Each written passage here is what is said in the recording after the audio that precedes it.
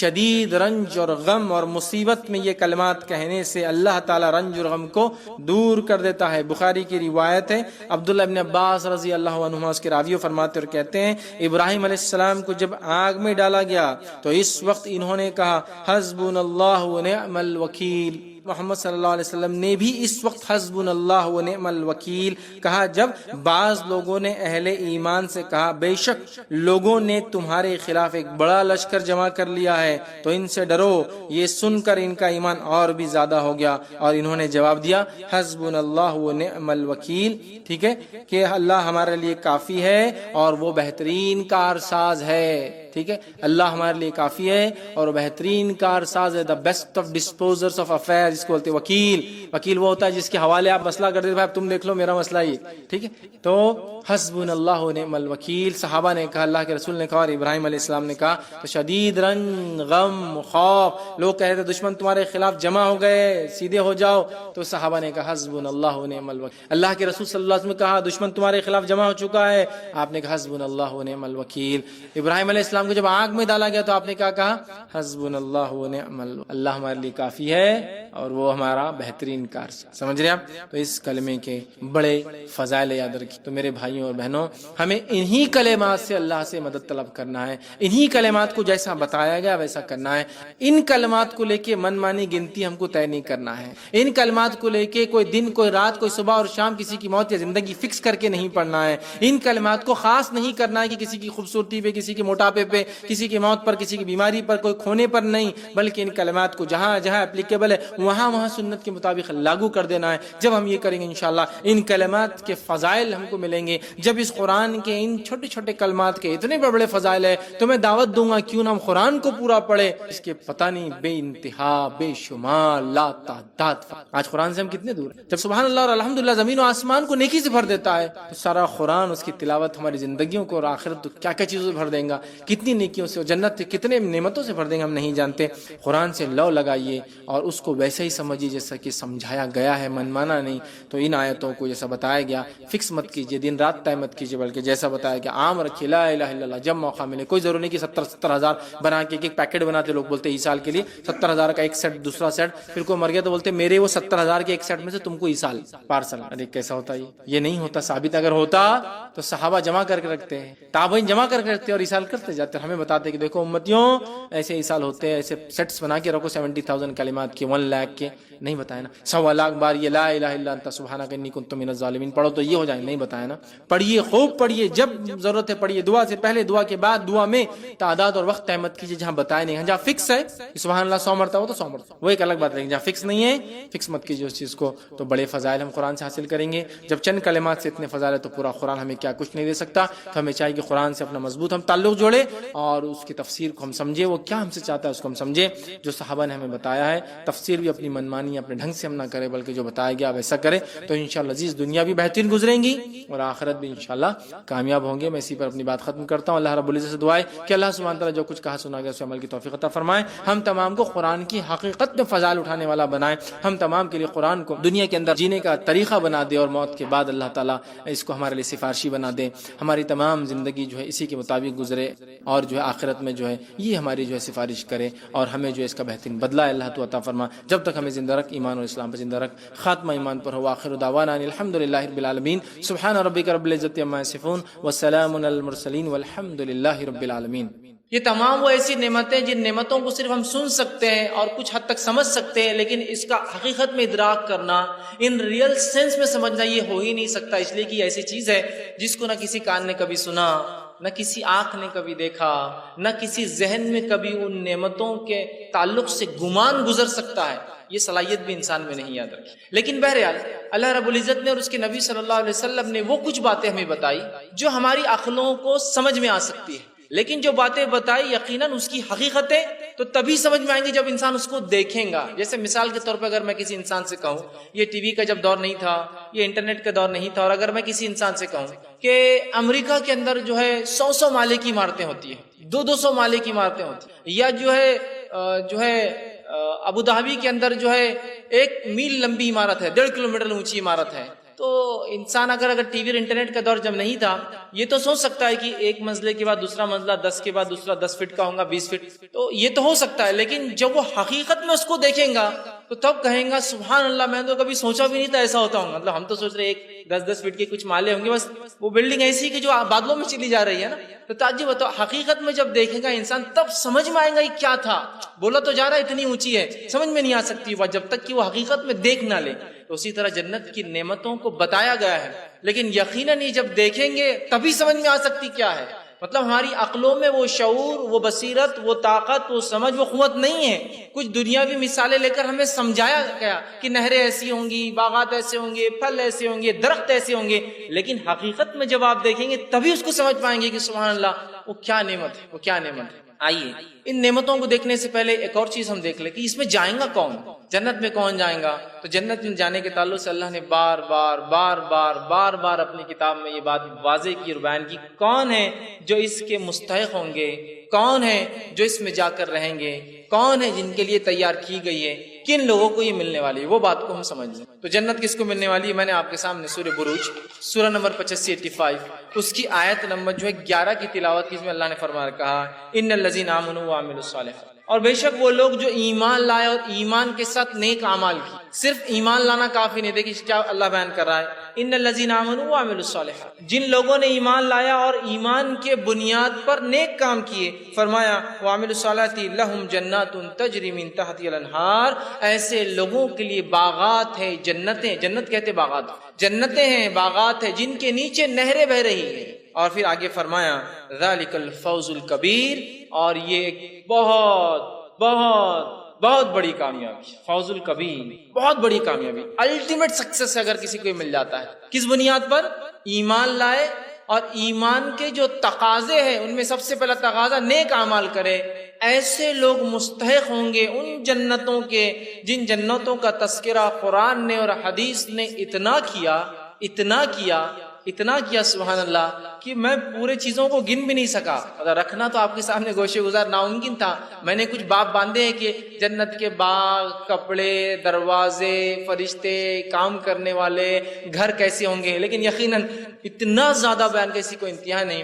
اور یاد رکھیے صحابہ کی زندگی کا مطالعہ کریں، صحابہ کے سامنے جنت اور جہنم کا تصور اتنا کلیئر تھا، اس کا عقیدہ اتنا واضح تھا کہ وہ اگر آپ ان کی زندگیاں دیکھیں تو بڑے بڑے اعمال بہت آسانی سے کر گزرتے تھے. اس کی وجہ یہ تھی کہ ان کے پاس جنت کا کانسیپٹ بہت کلیئر تھا کہ ملنے کیا والا ہے کرنے کے بعد.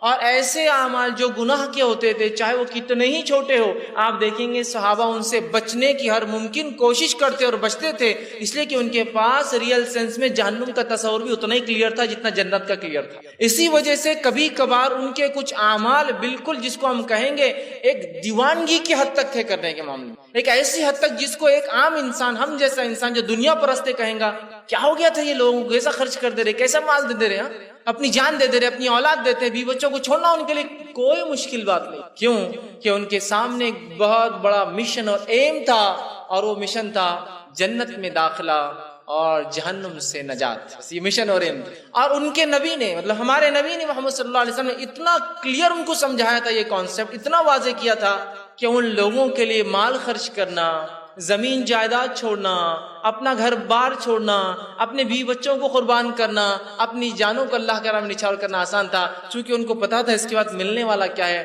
الٹیمیٹ ایم ان کے سامنے کلیئر تھا. اگر میں آپ سے کہوں کہ میں اگر آپ میرا ایک کام میرا اگر کرے تو میں آپ کو جس شہر میں دنیا کے آپ چاہیں، آپ اگر میرا ایک کام کرے جو میں چاہتا ہوں تو دنیا کے جس شہر میں جس میں آپ کہے اس کے سب سے پرائم لوکیشن میں، اس پرائم لوکیشن کی سب سے سینٹر پوائنٹ پر آپ کو ایک گھر دوں گا جس گھر میں ہر سہولت ہوں گی، نہ آپ کو اس کا کبھی ٹیکس پے کرنا ہے، نہ کوئی اخراجات برداشت کرنا ہے. اس ساری ذمہ داری جب تک میں زندہ ہوں آپ کی میں برداشت کرتا رہوں گا. یہ آپ زندہ ہے، آپ جو ہے جب تک زندہ ہے یا میں جب تک زندہ ہوں برداشت کروں گا. تو آپ میرا وہ کام کریں گے یا نہیں کریں گے؟ کوئی بھی انسان کہیں گا صرف کام تو بتائیے آپ. یہاں تو 20-30 کے پیچھے جو ہم پڑے تو وہ نہیں ملتا حاصل ہوتا. پلاٹوں کے اندر سب سے چھوٹا پلاٹ جو ہمارے علاقے میں چلتا ہے وہ 20x30 کا ہوتا ہے، جس کے لیے انسان کبھی کبھار انتھک محنت کر کے زندگی لگانے کے بعد بھی نہیں حاصل کر پاتا ہے نا. تو ہم تو اسی کے، تو میں کہہ رہا ہوں سب سے پرائم لوکیشن پہ ایک گھر جس میں تمام سہولتیں جو آپ چاہتے ہیں، اور اس میں نہ آپ کو کوئی کرایہ دینا ہے، نہ کوئی ٹیکس پے کرنا ہے، آپ کو پوری زندگی میں سنبھالوں گا. کیا آپ میرا وہ کام کریں گے یا نہیں کریں گے؟ کوئی بھی انسان کہیں گا کب سے آنا اور کیا شروع کرنا ہے، بس خالی حکم دیجیے اور کام ہو جائیں گا. اگر میں آپ سے کہوں صرف آپ کے لیے نہیں، اگر آپ دنیا سے چلی بھی گئے تو آپ کی بیوی بچوں کی ذمہ داری میں لیتا ہوں، جب تک وہ زندہ رہیں گے میں سنبھالوں گا ان کو. آپ کیا کہیں گے؟ اور اپڈیٹ بھی کرتا جاؤں گا جیسے وہ چاہیں گے. آج یہاں رہنا چاہو یہاں رہو، کل دوسرے شہر میں وہاں رہو، تیسرے جگہ جانا رہو، اگر چاند پہ بھی مکان بنتے ہیں تو میں وہاں بھی خرید کے دے دوں گا، کوئی بات نہیں. تو کیا آپ میرا کوئی کام جو میں آپ کو دوں گا آپ کریں گے یا نہیں کریں گے؟ آپ کہیں گے یقیناً ہم کریں گے. بس صحابہ نے اپنے نبی کے وعدوں کو، اپنی نبی کی بشارتوں کو، اور اپنے رب کے حکم کو جو اس نے کہا تھا ایمان لاؤ نیک عمل کرو تو جنت ملیں گی، اس کو بالکل سمجھ لیا تھا کہ ایک ذات ہے جس نے کائنات کو بنایا ہے اور وہ کہہ رہی ہے کہ یہ کر کے آ جاؤ، بس تم جو چاہو گے وہ تمہارے لیے، تم جو چاہو گے صرف سوچو وہ تمہارا. بولنا تو ایک بات کی بات، صرف سوچو تمہیں کیا چاہیے وہ تمہارا. تو یقیناً صحابہ کے پاس جنت اور جہنم کا کانسیپٹ اتنا واضح تھا، اتنا کلیئر تھا کہ کوئی نیکی کرنے میں وہ پیچھے نہیں ہٹتے تھے اور گناہ کرنے سے بہت گھبراتے تھے. آج ہمارے پاس جنت اور جہنم کا ریئل سینس میں کوئی کانسیپٹ، حقیقی کوئی تصور باقی ہی نہیں رہا جیسا ہونا چاہیے تھا، جس کا نتیجہ یہ ہوا کہ ہمارے لیے اعمال کرنا بہت مشکل جاتا ہے، بہت مشکل جاتا ہے نا. نماز پڑھو تو ارے یار مشکل کر دیا اللہ تعالیٰ نے، 5 وقت نماز پڑھو، کم از کم 5 وقت ٹھیک ہے، لیکن وقت نہیں طے کر کے ایک ساتھ موقع دیتے تو ہم ایک ساتھ پڑھ لیتے تھے. صبح اٹھ گئے صبح 5 پڑھ کے نکل گئے، دوپہر میں اٹھے دوپہر میں 5 پڑھ لی، شام میں وقت ملا شام میں 5 پڑھ لی. کم از کم ہفتے کی گنجائش تو دینا تھا، جیسے یہودیوں کو دی تھی کہ ہفتے کے دن صرف ایک دن عبادت، تو پورے ایک دن میں ہم 25 مطلب 5 روز کی کر کے وہ کر لیتے تھے کچھ تو بھی ایڈجسٹ، ہے نا. مشکل لگتا ہے. صحابہ انتظار کر رہے تھے کہ ان کا رب جو جنتیں ان کو دینے والا ہے وہ کو حکم نازل کرے عبادت کا، اور اللہ رب العزت نے جب نماز کے حکم کو نازل کیا انہوں نے اس کو ایک تحفہ سمجھا اور ہم نے اس کو ایک مصیبت سمجھا. سمجھ رہے ہیں بات کو؟ انہوں نے تحفہ سمجھا اس لیے کہ وہ سمجھتے تھے کہ جو رب ہمیں جنت عطا کر رہا ہے وہ رب کے لیے ہمیں کچھ تو کرنا ہوگا جس کے بدلے میں وہ ہمیں جنت دیں گا. تو ہمیں بھی اس بات کو سمجھنا بے انتہا ضروری یاد رکھیں کہ جنت کیا ہے، جہنم کیا ہے. اور انشاءاللہ عزیز جب جنت کا تصور ہمارے ذہنوں میں جو ہے واضح ہو جائیں گا تو اس کے بعد انشاءاللہ عزیز ہمارے لیے اعمال کرنا بہت آسان ہوگا، اور کوئی عمل ہمارے لیے مشقت بھرا نہیں نظر آئے گا، کوئی عمل ہمارے لیے تکلیف دہ نظر نہیں آئے گا.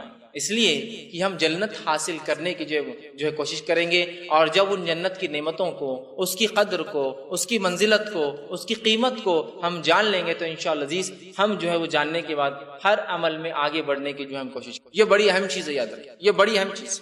لیکن ہم دیکھتے ہیں یہ تصور چونکہ ہمارے ذہن میں واضح نہیں ہے، جس کے نتیجے میں یہ ہوتا ہے کہ جب جنت کی بات آتی ہے یا جہنم کے تذکرے آتے ہیں تو ہمیں نہ کوئی خوف ہوتا ہے، نہ ہم ذرہ برابر ڈرتے ہیں، اور نہ ہی ہمارے دل میں کوئی لالچ نظر آتی کہ ہاں مجھے اس کو حاصل کرنا ہے، ہاں یہ عمل کروں گا تو میرا رب اس چیز کا وعدہ کرتا ہے، اگر میں یہ عمل نہیں کروں گا تو مجھے اس کی وعید سنائی جا رہی ہے جہنم کی. میرے پاس یہ ہمارے پاس آج ڈر نہیں رہا. تو آئیے جنت کی کچھ نعمتیں آپ کے سامنے جو ہے رکھنے کی کوشش کروں گا. ایک اور وضاحت آگے میں عنوان کی طرف بڑھوں اور کرنا چاہتا ہوں، یہ ہے کہ جو ہے جنت اور جہنم کے تعلق سے آئیے یہ کیا چیز ہے اور اللہ رب العزت نے اس کو کیسے بنایا ہے اور کن کوششوں کے بعد یہ ملتی ہے، اس تعلق سے ایک ایسی گواہی میں آپ کے سامنے لاتا ہوں جس گواہی کا یقیناً ہم انکار نہیں کر سکتے، اور وہ گواہی ہے جبرائیل علیہ الصلوۃ والسلام کی. اللہ رب العزت نے جو ہے اس بات کو نبی اکرم صلی اللہ علیہ وسلم کو بتایا. حدیث اس طرح سے، یہ جامع ترمذی کی روایت ہے، آپ صلی اللہ علیہ وسلم فرماتے ہیں، ابو ہریرہ رضی اللہ عنہ اس حدیث کے راوی آپ نے فرمایا کہا، حدیث سنیے کس طرح سے ہے کہ رسول اکرم صلی اللہ علیہ وسلم نے فرمایا کہا، جب اللہ رب العزت نے جو ہے جنت اور جہنم کو پیدا کیا تو جبرائیل علیہ الصلوۃ والسلام کو بلایا اور کہا، اے جبرائیل میں نے جنت اور جہنم بنایا، تم جا کے ذرا میری جنت دیکھ کر آؤ.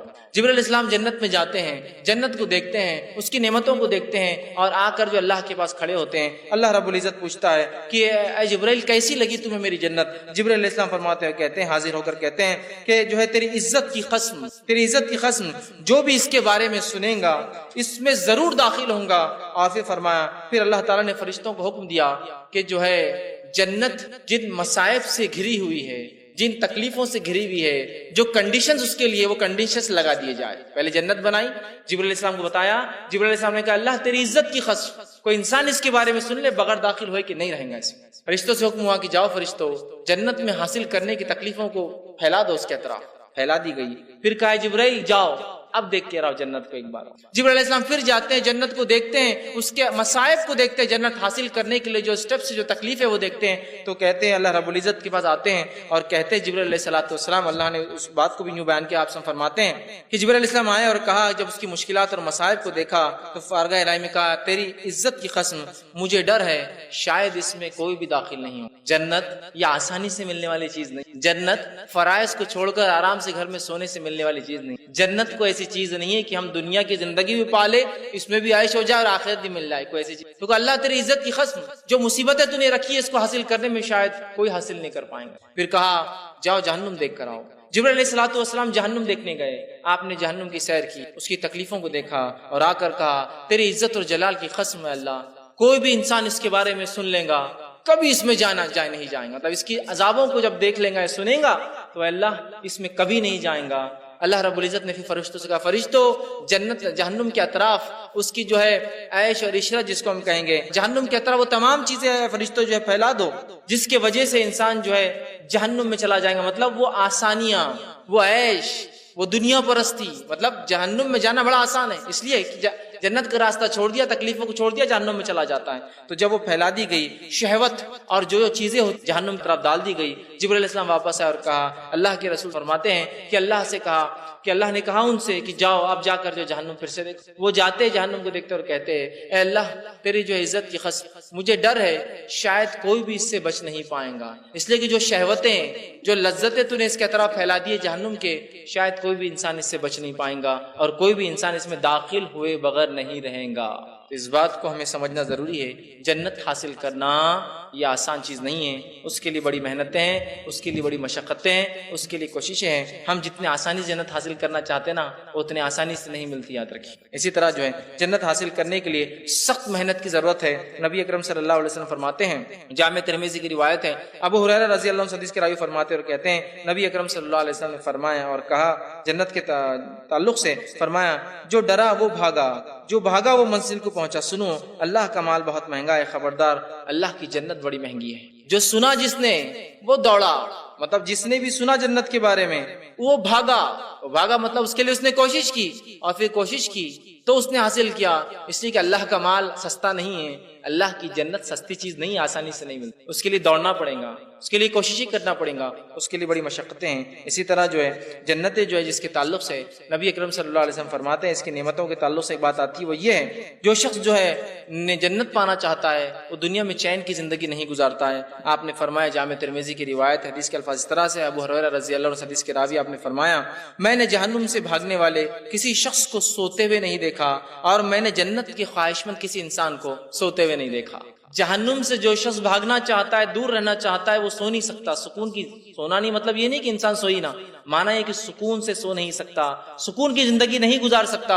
اور جنت حاصل کرنے والا شخص دنیا میں سکون کی زندگی نہیں گزار سکتا. آج ہمارا معاملہ تو اتنا سکون کا ہے, پھر ہمیں اللہ سے جنت کی امید ہے اور پھر ہم چاہتے ہیں جہنم سے اللہ ہمیں نجات دے, اور اعمال اور کوششوں کے اعتبار سے ہم رتی برابر بھی آگے بڑھنا اس معاملے میں نہیں چاہتے. تو کہا میں نے کسی انسان کو جو جہنم سے بچنا چاہتا ہے سوتے ہوئے نہیں دیکھا, اور کسی انسان کو جنت میں داخل ہونا چاہتا ہے اسے بھی سوتے ہوئے نہیں دیکھا. تو یہ بات کو ہمیں سمجھنا بے انتہا ضروری ہے. اسی طرح جو ہے آپ صلی اللہ علیہ وسلم فرماتے ہیں, مسند احمد کی روایت آپ نے فرمایا آخرت میں انعام و اکرام حاصل کرنے والے اعمال دنیا کے اعتبار سے بڑے کڑوے اور کسیلے, بہت مشکل ہوتے ہیں. حدیث کے الفاظ اس طرح سے, ابو مالک اشعری رضی اللہ عنہ حدیث کے راوی فرماتے ہیں آپ صلی اللہ علیہ وسلم فرمایا اور کہا دنیا کی مٹھاس آخرت کی کڑواہٹ ہے اور دنیا کی کڑواہٹ آخرت کی جو ہے مٹھاس ہے. دنیا میں جو اعمال کرنا سخت جاتا ہے وہ آخرت کے اعتبار سے بہت آسان ہے, مطلب آخرت کے اعتبار سے میٹھے پھلدار ہے, اور دنیا کے اعتبار سے جو اعمال میٹھے وہ آخرت کے اعتبار سے بہت کڑوے ہیں. اس سے پتہ ہی چلا کہ دنیا کو ہم کو ترک کرنا ہوگا, چھوڑنا ہوگا, تبھی آخرت کو ہم جو ہے پا سکتے ہیں.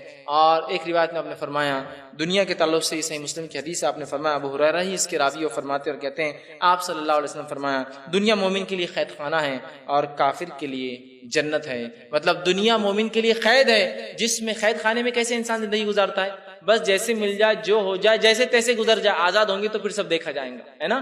تو دنیا مومن کے لیے قید خانہ ہے, اس لیے کہ اس پہ بہت سارے اصول, ضوابط, لوازمات, حرام حلال لاگو ہوتا ہے, جس کے سے بڑی مشکل زندگی گزارتا ہے. لیکن آخرت کے اعتبار سے وہ آزاد ہے. اور کافر کے لیے جو انکار کرتا ہے اسلام کا, اس کے لیے دنیا جو ہے جنت ہے, وہ سب کچھ جو چاہے کر لے, لیکن آخرت کے لیے بہت مشکل ہونے والا. جنت کو حاصل کرنا کوئی آسان چیز نہیں ہے, اس کی نعمتیں یہ فری نہیں ملتی ہیں, اس کے لیے بہت محنت اور مشقت کی ضرورت ہے. آئیے اب جنت کے کچھ نام اس سے ہم شروع کرتے ہیں. جنت کے ناموں میں کئی نام جو آتے ہیں انشاءاللہ عزیز, جو میں آگے کی اب باتیں آپ کے سامنے رکھنے کی کوشش کروں گا. اس چیز میں جو حدیث کا اور قرآن کا حقیقی جو متن ہے, ریئل جو ٹیکسٹ ہے, وہ ٹیکسٹ آپ کے سامنے نہ رکھتے ہوئے اس کے مفہوم کو رکھنے کی کوشش کروں گا. اس لیے کہ احادیث جنت اور جہنم کے بارے میں اور قرآنی آیتیں بہت طویل, بہت لمبے آیتیں, اتنی آیتیں, کہیں کہ مسلسل 15-20 آیتیں جنت کے تذکرے چلتے رہتے ہیں. یقیناً میرے لیے ممکن نہیں ہے کہ میں ان تمام تذکروں کو رکھوں, تو میں جنت کی نعمتوں کو گنواؤں گا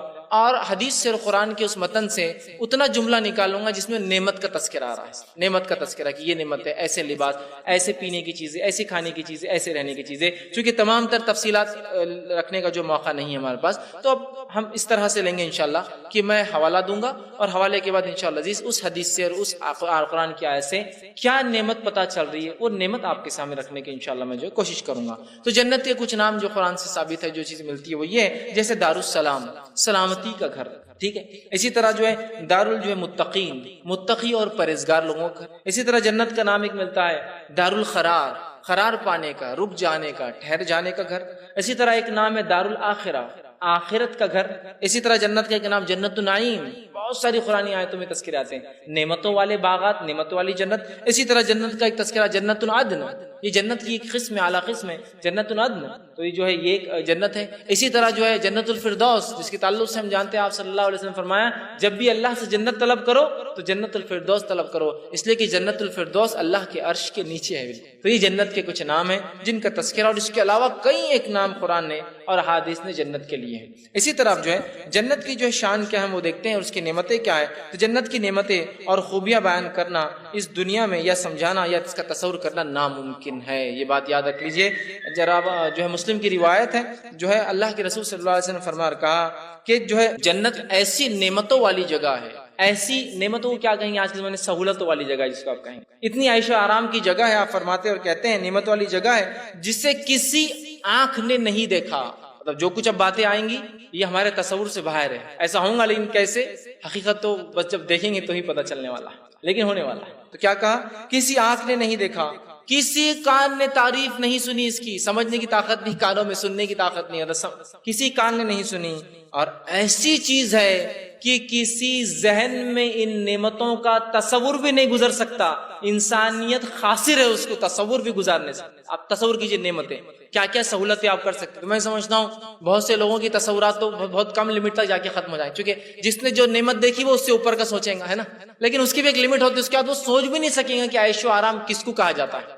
دنیا میں ہی عیش و آرام سمجھنا مشکل ہوتا ہے. کبھی سمجھ لیجئے کوئی انسان گیا اور کسی بادشاہ کا پرانا محل دیکھ کر آیا, تو دیکھ کر آنے کے بعد بولتا ارے یار کیا عیش کرے بادشاہ نے, اب انہیں تو سوچے بھی نہیں ہوں گے, ایسا کھاتے ہوں گے, ایسا پیتے ہوں گے, ایسا بناتے ہوں گے, ایسا سوتے ہوں گے, ایسا اوڑھتے ہوں گے. تو کبھی کبھار تو اس دنیا کی جو نعمت ہے وہ سوچنا محال ہوتا ہے ہم کو. جو بادشاہ اور سلاطین بڑے بڑے لوگ جو فائدہ اٹھاتے ہیں, سوچنا بھی تصور نہیں ہوتا. جنت تو رب نے مہمان نوازی کے طور پر ایمان والوں کے لیے تیار کی ہے, یقیناً اس کو کوئی ذہن تصور بھی نہیں کر سکتا. ہم کیا 7 اسٹار تک تصور کر سکتے ہیں بس, اور کیا کریں گے اس کا تصور, سہولتیں نعمتوں کا, اس سے اوپر نہیں آتے ہمارے ذہن. کسی نے وہ بھی نہیں دیکھا ہوگا کبھی, ہے نا. تو آپ اندازہ لگائیے, جنت رب نے تیار کردہ چیز, یہ تو انسان بنا رہے ہیں, سب کیا ہوں گی.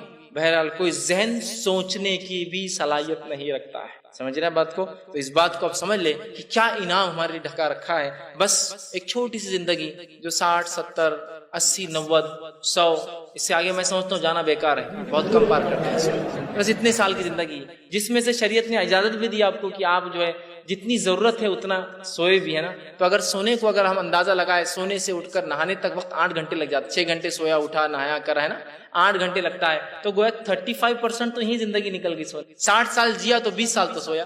40 سال کی بات ہو رہی, 40 سال میں بھی اسلام یہ نہیں کہہ رہا کہ مکمل نماز اور روزے ہی کرتے رہو. اس میں بھی کہہ رہا کام کرو اور کاج کرو اور شادی بیاہ کرو اور دنیا کے معاملات بھی کرو، ہے نا، یہ بھی کرو اور دین پر بھی کماؤ دما بھی، زندگی دنیا کی بھی اچھی بناؤ اور آخرت کی بھی تیار کرو۔ تو اگر ویسا تصور کیا جائے تو اور ایک 20 سال ہمارے سمجھ لیے اس میں نکل جاتے ہیں، بچے پھر 20 سال، اس کا مطالبہ ہو رہا ہے سر، لیکن وہ بھی ہم دیکھتے ہیں بڑا محال جاتا ہے ہمارے لیے۔ پھر ہم اللہ سے جنت کی امید کرتے ہیں، اتنی آسان دنیا کی سہولتیں کہ آپ کو آسانی سے ملتی ہے، بغیر مشقت کی نہیں ملتی، جنت بھی بغیر مشقت کے نہیں ملنے والی، اس چیز کو سمجھنے کی ضرورت ہے، ٹھیک؟ تو کسی نہیں، اسی طرح جو ہے جنت کی نعمتوں کی ایک مثال نبی اکرم صلی اللہ علیہ وسلم دیتے ہیں، اس کی اہمیت کیا فرماتے ہیں، جنت کی تعلق سے جنت میں ایک چھری اتنی جگہ، اور ایک روایت میں جنت میں ایک کمان ہوتی ہے نا، آرچ کمان، جنت میں ایک چھری کتنی جگہ لیتی ہے، یا جنت میں ایک کمان کا ایک لفظ آتا ہے، کمان والی جگہ اتنی قیمتی ہے کہ دنیا و ما فیہا، دنیا اور اس میں جو کچھ، اور ایک روایت میں الفاظ ہے سورج جن چیزوں پر نکلتا ہے وہ تمام چیزیں بھی بیچ دی جائے تو وہ ایک کمان یا ایک چھری کی اتنی جگہ بھی پرچیز کرنے کی اتنی نہیں ہوتی۔ جنت اتنی قیمتی جگہ ہے کہ ایک چھری کی اتنی جگہ یا ایک کمان، ایک آرچ اس کا جو ہوگا، وہ کمان جو ہے دنیا و ما فیہا جتنی ہے، یا ایک روایت میں سورج جن جن چیزوں پر چمکتا ہے وہ تمام بھی ملا دی جائے تو وہ ایک چیز پرچیز کرنے کے لائق یا اس کے برابر ہونے میں۔ اندازہ لگائیے کتنی عظیم نعمت ہے، کتنی عظیم نعمت ہے، ہمیں اسے حاصل کرنے کے لیے ہر ممکن جو ہے کوشش کرنا چاہیے۔ اور آپ صلی اللہ علیہ وسلم فرمایا، ابو نعیم کی روایت ہے، آپ نے فرمایا کہا کہ جنت کی تمام اشیاء جتنی بھی چیزیں ہیں، تمام چیزیں اعلیٰ اور افضل ہے دنیا کے مقابلے میں، صرف نام دنیا والے ہیں۔ جنت کی نعمتوں کے اب جو تذکرے آگے آ رہے ہیں ان کے نام صرف دنیا والے ہیں، نعمتیں دنیا کی جیسی نہیں ہیں، صرف نعمتیں بہت اعلیٰ ہیں، نام دنیا کے۔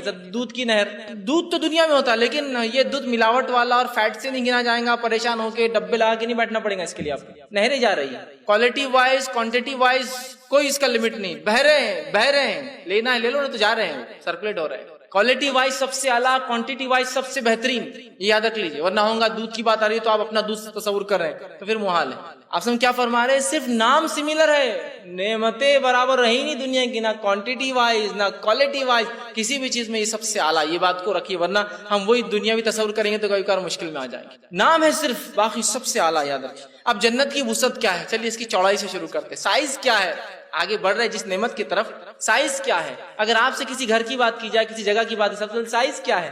سائز سے دنیا میں اعتبار سے شروع کرتے ہیں ہم، سائز کیا ہے اس کی، کیا ملنے والا ہے اس کے بدلے، کون سا ٹکڑا دیا جائے گا مجھے؟ آئیے وہاں سے شروع کرتے ہیں۔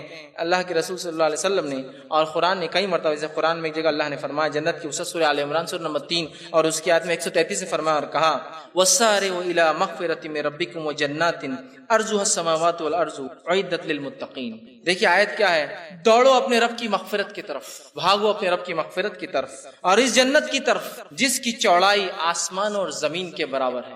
اور کبھی بھی آپ جانتے ہیں چوڑائی کے مقابلے میں لمبائی کبھی بھی زیادہ ہوتی کسی، جس کی صرف چوڑائی آسمان اور زمین کے جو ہے برابر ہے، اس کی وسعت، اور آسمان اور زمین سے مراد یہ آسمان سے اودا آسمان نہیں، یہ زمین سے اودا آسمان سے مراد زمین سے لے کر پہلا آسمان، زمین و آسمان کے برابر جس کی چوڑائی ہے، تو لمبائی ظاہر سے ہمیشہ چوڑائی سے زیادہ ہوتی ہے۔ کہا دوڑو اس جنت کی جس کی چوڑائی زمین و آسمان کے برابر ہے، اور وہ جو ہے متقی لوگوں کے لیے تیار کیا، وہ لوگ جو اللہ کا ڈر دنیا میں رکھتے تھے اور حرام سے بچتے تھے ان کے لیے تیار کی۔ کتنی بڑی بات بیان کی گئی، یہ تو صرف اس کی چوڑائی ہے۔ اسی طرح جو ہے جنت کو دیکھنے کے بعد ہی اس کا صحیح تصور ہوگا۔ اللہ رب العزت نے جو ہے قرآن کے اندر اس بات کو جو ہے سورہ دہر میں یوں فرمایا، آیت نمبر 20 میں اس کے فرمایا کہ جنت کو دیکھنے کے بعد یہ صحیح طور پر اس کا اندازہ لگایا جا سکتا ہے، اس لیے کہ جنت کی نعمتیں اتنی عظیم ہیں کہ دنیا میں اس کا اندازہ لگانا ناممکن ہے۔ تو اندازہ لگائی صرف چوڑائی سے جنت کی جو ہے زمین اور آسمان کے برابر ہے، وہ جنت کتنی بڑی ہوں گی۔ اسی طرح جو ہے جنت میں جو سب سے آخری انسان جائیں گا اس کو کیا ملے گا؟ یہ تو چوڑی زمین آسمان کے برابر، لیکن جو آخری انسان جو جہنم سے نکل کے جنت میں جائیں گا اس کو کیا ملے گا؟ تو لیسٹ کیا ملے گا وہ رکھ رہا ہوں میں آپ سے، میکس یہ ہے کہ زمین و آسمان کے برابر چوڑا، لیسٹ سب سے کم کیا ملے گا؟ آپ صلی اللہ علیہ وسلم فرماتے ہیں، رب مسلم کی روایت ہے، ایک شخص جو سب سے آخری جہنم سے نکال کے جنت میں جائیں گا، سب سے آخری توحید پرست ہوں گا، یاد رکھیے یہ تو مشرک اور کافروں کے لیے جنت حرام ہے۔ آخری توحید پرست جو نکل کر جنت سے جہنم سے نکل کر جنت میں جائیں گا، جنت میں جانے کے بعد وہ جنت کے دروازے میں جھانکیں گا اور کہیں گا اللہ اس میں تو کوئی جگہ ہی باقی نہیں رہی میرے لیے۔ تو دنیا کے اعتبار چونکہ لوگ پہلے سے جا کر بیٹھے ہوئے ہوں گے نا جنت کے اندر، چونکہ وہ آخری اور اس کو پتا بھی ہوگا میں لاسٹ ہوں، وہ آ کے دیکھیں گا اور کہیں گا اللہ اب جنت میں کوئی جگہ باقی ہے، یا دیکھ کر کہیں گا تو کوئی جگہ باقی نہیں رہی میرے لیے۔ اللہ کہیں گا اچھا کیا چاہیے، چل تو بول، اب تجھے لگتا ہے جنت میں جگہ نہیں ہے، اب تو بول کیا چاہیے تجھے۔ وہ کہیں گا اللہ ایک زمین کے برابر، کیونکہ ہماری سوچ اس سے بڑی کیا ہو سکتی ہے، ایک زمین کے برابر، اتنا تو کم از کم مجھے ملنا چاہیے، سب کو اتنے بڑے مل کے زمین آسمان کے برابر، مجھے ایک زمین جتنا ارتھ ہے ہمارا ایک زمین کے برابر بس مجھے آپ جنت دیتے، اللہ کہیں گا ٹھیک ہے، تجھے ایک زمین نہیں، اس زمین سے 10 گنا بڑی جنت تجھے دیتا ہوں۔ تو سب سے آخری انسان کو جو سب سے جنت کا سب سے چھوٹا پلاٹ ملے گا وہ اس دنیا سے 10 ٹائمز زیادہ بڑا ہوگا۔ لاسٹ سب سے آخری جو جنت میں جائیں گا اس کو جو سب سے چھوٹا پلاٹ جنت کا ملے گا وہ اس دنیا کے مقابلے میں 10 گنا بڑا ہوگا۔ تو باقی لوگوں کو کیا حال ہو رہا ہوگا آگے انشاءاللہ تفصیلات آئیں گی، اور کیسے رہ رہے ہوں گے، کیا عیش و عشرت ہوں گے۔ مطلب سوچ کے بھی وہ ہوتا کبھی کبھار کہ تو دنیا میں اگر کوئی بہت بڑا گھر بن جائے تو وہ بھی لوگ بولتے ہیں مصیبت ہے، اس کو سنبھالنا مشکل جا رہا ہے۔ جنت کا معاملہ ویسا نہیں، ویل مینٹینڈ رہیں گی سب چیز۔ سب سے چھوٹی جنت دنیا سے 10 گنا بڑی ہے، 10 ٹائمز بڑی ہے۔ جب اتنی بڑی جنت دی جا رہی ہے، میں سمجھتا ہوں جنت دنیا میں اگر کوئی ایک پلاٹ کا آپ کو کہہ دے جو ایک علاقے کی سب سے پرائم جگہ پہ ہو، آپ اس شخص کے لیے گناہ اور نیکی کچھ بھی کرنے کو تیار ہو جائیں گے، کیونکہ وہ ایک بہت بڑی چیز دے رہا ہے۔ تو میں سمجھتا ہوں اللہ ہم سے صرف یہ توقع کرتا ہے کہ ہم اپنے زندگی کو دین پر گزارے، جو دی گئی بس پھر لے لے وہ آ کر جو اس کے لیے رکھا گیا ہے۔ کتنی بڑی بات ہے یاد رکھیں۔ اسی طرح جو ہے آخری انسان دنیا میں، جو آخری انسان جہنم میں جب جہنم سے نکل کر چلا جائے گا اس کو دنیا سے 10 گنا بڑی جنت مل جائیں گی۔ صحیح مسلم کی روایت آپ نے فرما رکھا آخری انسان کے دنیا جو ہے جنت میں جانے کے بعد بھی جنت خالی رہیں گی، جنت بہت بڑی ہے۔ وہ انسان چونکہ اس دنیا کے اعتبار سوچ رہا ہوں سب چلے گا تو آخری میں کیا ہوتا ہے، آپ کون دعوتوں میں آخری گئے تو کیا ہوتا ہے، سوسائٹی میں آخری پلاٹ کیسا رہتا ہے آپ کو پتا ہے، تو وہ ایسی سوچ کے جائیں گا اس لیے بیچارہ پریشان ہوگا۔ لیکن جنت میں جگہ باقی ہوں گی، اور آپ صلی اللہ علیہ وسلم اتنی جگہ باقی ہوں گی کہ اللہ ایک نئی مخلوق پیدا کریں گا اور وہ اس کو آکیپائی کر لیں گے۔ وہ کون ہوں گے واللہ عالم، ایک نئی مخلوق پیدا کریں گا، ایک نئی کریشن بنائیں گا اور وہ اس کو آکیپائی کریں گے۔ اتنی بڑی ہے اللہ رب العزت کی جنت کہ آخری انسان کو اتنا دینے کے بعد بھی وہ باقی۔ اسی طرح آئیے اب جنت کے دروازے، جنت اتنی بڑی اب داخل ہو رہے ہیں اس کے انٹرنس کے بارے میں کچھ جانتے ہیں، اس کی کیا نعمتیں ہوں گی۔ اور میں سمجھتا ہوں ہر جگہ جب کسی جگہ آپ جاتے ہیں اس کا داخلہ آپ کو بتا دیتا ہے کہ اندر کیا ہونے والا ہے۔ کسی گھر میں داخل ہوئے تو چوکھٹ دیکھ کے اندازہ ہوتا ہے اندر کیا کیا نعمتیں ہوں گی۔ کسی دعوت میں گئے تو فرسٹ انٹرنس بتا دیتا ہے کہ اندر کیا کیا نعمتیں پکی ہوں گی، ہوتا ہے نا اندازہ۔ ارے یہ تو انہوں نے تو لائٹ بھی نہیں لگایا تو کچھ گڑبڑ دکھ رہی، ان کا تو سادہ سادہ نان خلی معاملہ رہے گا۔ ارے لائٹ کے ساتھ پنکھے سے خوشبو بھی چالو، مطلب اندر کھانے 2 سے 3 ڈشز انشاءاللہ پکی رہنے والی ہے اس کے اندر۔ تصورات دیکھیے، چوکھٹ سے دروازے سے اندازے ہونا شروع ہوتے کیا ہونے والا ہے اندر کا حال۔ تو آئیے دروازوں سے گھستے ہیں، اس کی دروازے دیکھ کر اندازے ہو جائیں گے کہ اندر کیا ملنے والا ہے۔ جو ہے اللہ کے رسول صلی اللہ علیہ وسلم نے بہت ساری روایتوں میں اور احادیث میں بہت ساری احادیث اور بہت ساری قرآنی آیتیں میں چند آپ کے سامنے رکھ رہا ہوں بس۔ اہل جنت کی آمد پر فرشتے دروازے کو کھولیں گے اور سب سے پہلے دروازہ نبی اکرم صلی اللہ علیہ وسلم کے حکم پر آپ کہیں گے اور آپ کے لیے کھولا جائے گا، یاد رکھیے۔ تو جنت کے تعلق سے جو ہے جنت پہ فرشتے کھڑے ہوں گے اور جب جنت میں لوگ داخل ہوں گے وہ ان کو سلام کریں گے۔ اس تعلق سے اللہ رب العزت نے جو ہے سورہ زمر سورہ نمبر 39 آیت نمبر 73 میں اس کی وضاحت کی کہ جب وہ داخل ہوں گے دروازے اس کے ابواب اس کے کھولے جائیں گے اور اس کے خازن جو اس کے فرشتے جو نگران ہوں گے وہ سلام کریں گے اور کہیں گے داخل ہو جاؤ اس جنت کے اندر اور اس کے اندر تم ہمیشہ ہمیشہ رہنے والے، ویلکم کریں گے فرشتے۔ اسی طرح جو ہے سب سے پہلے جنت کا دروازہ نبی اکرم صلی اللہ علیہ وسلم کے کھولا جائے گا، یہ صحیح مسلم کی روایت ہے۔ اسی طرح آپ صلی اللہ علیہ وسلم نے فرمایا، بخاری کی روایت ہے، جنت کے 8 دروازے۔ کتنے دروازے؟ 8۔ جہنم کا بیان انشاءاللہ آئیں گے، تفصیلات آئیں گے، لیکن رکھ دیتا ہوں جہنم کے 7 ہے، ایک کم ہے، اس لیے کہ اللہ کی مغفرت اور رحمت وہ اس کے غضب سے زیادہ بڑی ہے، دروازے بھی زیادہ ہیں اس کے۔ 8 دروازے ہیں اور جہنم کے 7 دروازے زیادہ، تو 8 دروازے ہیں، بخاری کی روایت ہے۔ اور 8 دروازوں کے الگ الگ نام ہیں، الگ الگ اعمال کرنے والے ایک ایک الگ الگ دروازے داخل ہوں گے اور کچھ ایسے لوگ ہوں گے جو 8 کے 8 دروازوں سے ان کو کہا جائے گا، پکارا جائے گا جہاں سے چاہو انٹرنس لے لو، اس لیے کہ ان کے اعمال ہر قسم کے الگ الگ کر کے آئے ہوں گے، سارے ہی اعمال کے اندر وہ سب سے آگے ہوں گے، لہٰذا انہیں 8 کے 8 سے کال آئیں گی اور وہ جو چاہے دروازے سے داخل ہو سکتے ہیں اور اس دروازے سے جو ہے وہ گزر سکتے ہیں۔ جنت کے جو 8 دروازے ہیں اس میں سے ایک دروازے کی چوڑائی کیا ہے، اس تعلق سے جو ہے صحیح مسلم کی روایت ہے، نبی اکرم صلی اللہ علیہ وسلم فرمایا جنت کے دروازے کے تعلق سے اس کی چوڑائی، جنت کا جو دروازہ ہے وہ جو ہے مدینہ سے لے کر جو ہے بصرہ، اور ایک روایت کے اندر الفاظ ہے مدینہ سے لے کر جو ہجر بول کے ایک جگہ ہے جو کہ بحرین کے اندر آتی ہے، اور بصرہ جو ہے وہ عراق کے اندر آتا ہے۔ کہا کہ اتنا چوڑا ایک دروازہ ہوگا، اور اگر ہجر لے لے جو بحرین کے اندر ہے وہ تقریباً مدینے سے 1160 کلومیٹر ہے، اور اگر بصرہ لے لے تو وہ 1250 کلومیٹر ہے۔ تو کم و بیش جنت کا ایک دروازہ 1200 سے 1300 کلومیٹر کا ایک ہے، اندازہ لگائیے 1200 سے 1300 کلومیٹر کا صرف انٹرنس ڈور ہے کہ جنت کا، جس میں کھولا جائے گا اور جس میں سے لوگ داخل ہوں گے۔ اندازہ لگائیے اتنی بڑی جنت ہے کہ تو گھر کے دروازے گھر کے مقابلے میں کبھی بھی چھوٹے ہی ہوتے ہیں نا، چھوٹے ہی ہوتے ہیں۔ تو 1200 یا 1300 کلومیٹر کا ایک ڈور، ایک دروازہ ہے صرف جنت کا، جو مومنوں کے لیے متقین کے لیے جو نیک اعمال کر کے آئے ان کے لیے تیار کی گئی ہے۔ تو اتنے اس کے جو ہے چوڑے دروازے۔ اسی طرح جو ہے آپ صلی اللہ علیہ وسلم نے دو لوگوں کے تعلق سے رکھتا ہوں، باقی وقت نہیں ہے، جن کے تعلق سے فرمایا جو آٹھوں کے آٹھوں دروازوں سے داخل ہو سکتے ہیں، ان میں سے ایک شخص وہ ہے جس کے بارے میں صحیح مسلم کی روایت آپ نے فرمایا جو اچھی طرح وضو کریں گا، بہت پرفیکٹلی ایک دم جیسا بتایا گیا سنت کے مطابق، ہر اعضاء کو بھگاتے ہوئے، ہر چیز کو چیک کرتے ہوئے، کوئی سوکی نہ رہے گی،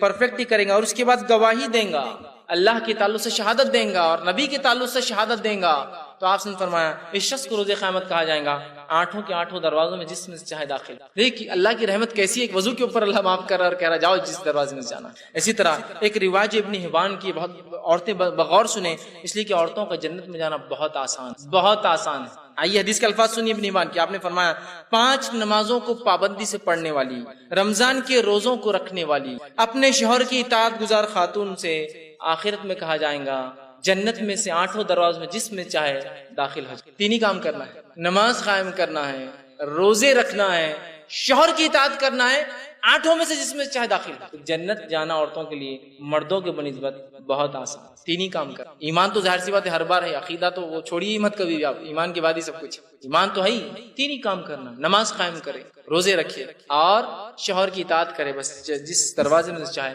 چلے جائے۔ ایک اور روایت میں آتا ہے جس شخص کو اللہ رب العزت، جس مرد اور عورت کو، شوہر اور بیوی کو 3 نابالغ بچوں کی موت سے اللہ آزما لے، 3 بچے مر گئے، انتقال کر گئے، اور وہ آزمائش میں پڑا لیکن صبر کیا، مجھ سے پہلے ایک لیکچر ہوا صبر پر، صبر کیا کہ اللہ مجھے بدلہ چاہیے، میں جزا فضا روؤں گا، دوں گا نہیں، لعنت ملامت نہیں کروں گا، تقدیر کو نہیں کوسوں گا، برا بلا نہیں کہوں گا، میں برداشت کروں گا، تو نے میرے 3 بچے چھین لیے مجھ سے جو غیر بالغ تھے، چھوٹے تھے، انتقال کر کے آپ نے فرمایا، یہ ابن ماجہ کی روایت ہے، اس سے اللہ وہ بچے 8 کے 8 دروازوں پر کھڑے ہوں گے۔ کیسے وہ غائب کا معاملہ کیسے اللہ کھڑے کریں گے، اور اللہ حکم دیں گا اور وہ اپنے والدین کو ہاتھ پکڑ کے 8 میں سے جس دروازے میں سے چاہے لے کر چلے جائے، لیکن شرط کیا ہے، صبر کرے، بغیر صبر کے نہیں ملتی جنت، 3 نابالغ بچوں کی موت سے آزمایا جائے۔ بہرحال اسی طرح رمضان کے مہینے میں، یہ متفق علیہ صحیح بخاری صحیح مسلم کی روایت ہے، رمضان جو مہینہ چل رہا ہے اس میں 8 کے 8 دروازے کھلے ہوتے ہیں۔ اب بولیے دروازے رمضان میں کھلے ہونے سے کیا ہوتا ہے؟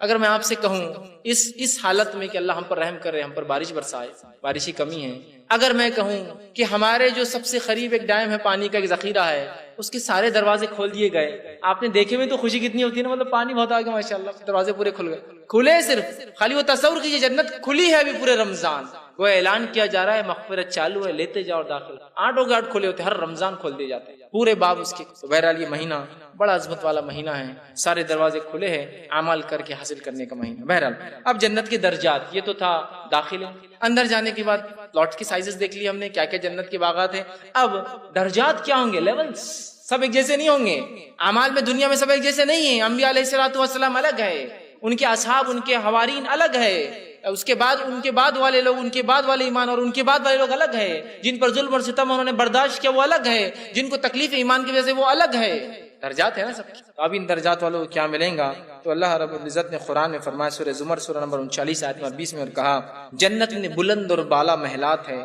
جو درجات کے اعتبار سے اونچے ہوتے جاتے ہیں۔ یاد رکھیے جہنم گہری ہوتی جاتی ہے اور جنت اونچی ہوتی جاتی ہے، اس لیے کہ انسانی تصور بھی وہی ہے نا، اونچائی کو انسان افضل سمجھتا ہے اور نیچائی کو کمتر، ہے نا، تو جہنم نیچی ہے اور جنت اونچی ہے۔ دنیا میں ہم یہ کرتے نا، ارے وہ کہاں رہتے، ارے وہاں 2 مالے کی بلڈنگ، ارے بہت بڑے آدمی دکھے، اونچائی 4 مالے کی بلڈنگ بول تو بہت بڑا آدمی، سمجھے نا، اونچائی کو ہم بہتر، جنت میں اونچے اونچے درجات ہے۔ اسی طرح جو ہے جنت کا سب سے اعلیٰ درجہ کیا ہے وہ رکھتا ہوں، جنت کا سب سے اعلیٰ درجہ وہ وسیلہ ہے، اس کا نام ہے وسیلہ، اور نبی اکرم صلی اللہ علیہ وسلم جو ہے وہاں رونق افروز ہوں گے، وہ آپ کا مقام ہے، سب سے اونچا مقام وہ کیا ہے، وسیلہ۔ اور آپ نے فرمایا جو شخص اذان کے بعد میرے لیے وسیلہ طلب کرے، میرے سے وسیلہ نہیں، میرے لیے وسیلہ، جنت کا یہ اعلیٰ مقام طلب کرے، اذان کے بعد کی دعا، اللہم رب ھذہ الدعوۃ التامہ والصلاۃ القائمہ آتی وسیلہ، وسیلہ کا لفظ ہے، میرے لیے یہ مقام کی دعا کرے تو میں اس کے لیے جو وسیلہ بنوں گا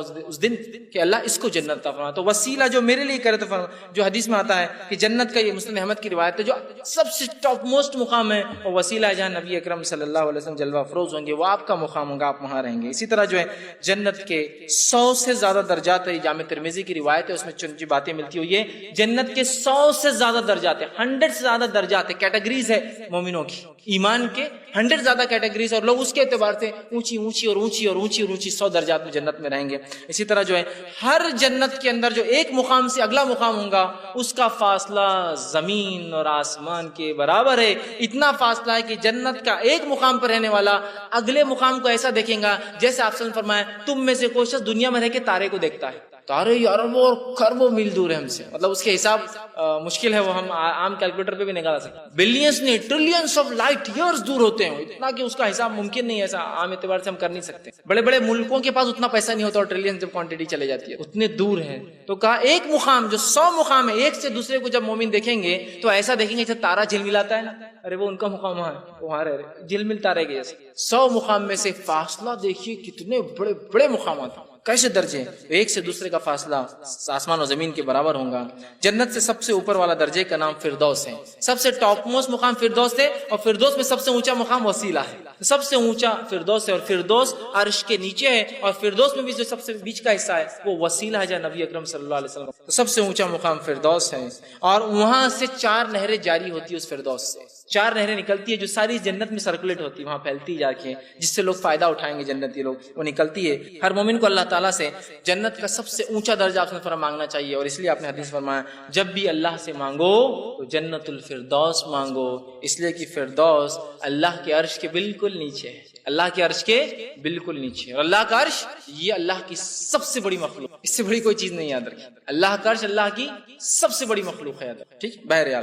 تو یہ بتا, اسی طرح جو ہے صحیح مسلم کی روایت آپ نے فرمایا نچلے درجے کے جو محلات ہوں گے, لوور لیول کے جو جنتی لوگ ہوں گے, نچلے درجے کے جو محلات ہوں گے, وہ جو ہے اگلے درجے کے محلات کو ایسا دیکھیں گے, مقام کو, جیسا تم میں سے کوئی ایک دنیا میں سے ستاروں کو دیکھتا ہے. لیکن پہنچنا بہت آسان ہے, ٹیکنالوجی بہت ایڈوانس ہوگی, پہنچنا بہت آسان ہے, پہنچیں گا بھی پلک جھپکتے ہوئے بھی, اور دیکھیں گا لیکن ڈسٹینس اتنا دور ہوگا, لیکن پہنچنا ہوگا. ایک رشتہ دار دوسرے سے ملیں گے تو وہاں جانا ہے تو پلک جھپکتے وہاں پہنچ جائیں گے, وہ بھی ہے, لیکن ڈسٹینس اتنے دور دور ہیں, مقامات اتنے دور دور ہوں گے اور اتنے بڑے بڑے. اسی طرح جنت کے محلات کیسے, چلیے اب وہ گھر جو مل رہے ہیں وہ کیسے ہے, تاکہ اس نعمت کو ہم سمجھیں جس دنیا کے گھر کے لیے انسان سب کچھ کرتا ہے, اور بہت سارے لوگ اللہ ان پر رحم کرے سب کچھ کرنے کے بعد بھی ایک گھر دنیا میں بنا نہیں پاتے ہیں. جنت حاصل کرنے کے بعد اللہ رب العزت لا تعداد ایسے محلات دیتا ہے.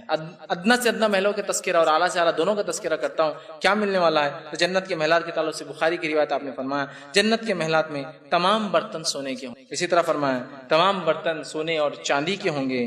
جنتیوں کے محلات ہر وقت جو ہے دعوتیں چلتی رہیں گی. دنیا میں دعوت کرنے کے لیے خون پسینہ ایک کرنا پڑتا ہے, تو سال میں ایک دعوت کر سکتے. اور مہنگائی کے دور میں تو لوگ ایک دوسرے کو سوچتے ہیں کہ اللہ نے ماشاءاللہ کتنا دیا, کہ دیکھو اس مہنگائی کے دور میں بھی دعوت کرتا ہے. دعوت دن اور رات چلتی رہیں گی. لیکن یاد رکھیں جنت میں بھوک بھی نہیں ہے, پیاس بھی نہیں ہے, لیکن مومن کھائیں گے. ضرورت نہیں ہے لیکن کھائیں گے, یہ بات دونوں یاد رکھیں, ضرورت نہیں ہوں گی لیکن کھائیں گے. دعوتیں چلتی رہیں گی جس کی خوشبو ان کے محلات کو معطر کریں گی, خوشبودار کریں گی. اور ایک روایت میں آتا ایسی خوشبو ان کی محلات میں ہوں گی جس کی صرف خوشبو 40 سال دور تک چلتے رہیں گے, 40 ایئرس کی مسافت تک چلتے رہیں گے. ایسی خوشبو دنیا میں ہوتا ہے نا, چھوٹے موٹے سینٹ مار لے گا 1-2 فٹ آ جائے تو وہ فخر سمجھتا ہے, اود لگا لے جو 2-4 دن رہ جائے اور مہک آ جائے تو بس بہت بڑی بات ہے. 40 سال دور تک کوئی گیس کرے گا ہاں وہ جنتی, 40 سال کی مسافت تک وہ خوشبو اس کی صرف چلے گی. اسی طرح جو ہے جنتیوں کو جو ہے پسینہ آئے گا, یاد رکھیے باقی چیزیں نہیں ہوں گی, ان پسینہ آئے گا, لیکن پسینے کے اندر مشک کی خوشبو ہوگی. مشک سمجھتے نا, ہرن ہوتا ہے, ہر ہرن ایک خاص ہرن ہوتا ہے, اس ہرن کے پیٹ میں سے ایک چیز نکلتی ہے. کبھی اگر کسی نے مشک, حقیقی مشک, یہ جو ڈپلیکیٹ حقیقی دیکھا ہو تو وہ سمجھے گا مشک کیا ہوتا ہے. حقیقی مشک اتنا خوشبودار چیز ہوتی ہے, اتنی خوشبودار کہ کئی فاصلے تک اس کی آپ خوشبو سے سن سکتے, اتنا مہک ہوتی ہے اس میں اللہ رب. تو جو مشک کی جیسا اس میں جو ہے پسینہ آئے گا, اس میں خوشبو ہوں گی. اسی طرح جو ہے جنت میں جو ہے انسان کو تھوک نہیں آئے گا, صرف پسینہ آئیں گا, ناک سے اس کی کوئی غلاظت نہیں نکلیں گی. اسی طرح رفع حاجت کی پیشاب پخانے کی ضرورت نہیں ہوگی, صرف پسینہ آئیں گا اور کچھ بھی نہیں, ٹھیک. اور وہ بھی اتنا خوشبودار ہوگا. اور اس کی حکمت یہ ہے کہ جو انسان کھائیں گا وہ پسینے کے ذریعے اللہ اس کو ہضم کرا دے گا, بس اتنا ہی, اور کچھ نہیں رہیں گا اس کے علاوہ. اسی طرح جو ہے تمام جنتی جو ہے ایسے ایک دوسرے کے ساتھ رہیں گے جیسا شیر اور شکر, مطلب مل جائیں گے پانی میں جیسے شکر رہے نمک. کوئی حسد نہیں, کینہ نہیں, بغض نہیں, تم وہاں رہ رہے کہ ہم یہاں رہ رہے گا, کچھ نہیں, کوئی سوسائٹیل وہ نہیں. سب کو پتا ہے جو مقام ملا ہے وہ اپنے اعمال کے اعتبار سے ملا ہے, سب خوش رہ رہے, سب کو نعمتیں. اسی طرح آپ نے فرمایا کوئی حسد نہیں کرے گا. اہل جنت ہر سانس کے ساتھ آٹومیٹکلی اللہ کی حمد و ثنا ہوگی. سانس لیا ہم, سانس چھوڑا حمد و ثنا چلتے رہیں گے آٹومیٹک, وہاں کرنا نہیں, وہاں کوئی مشقت نہیں,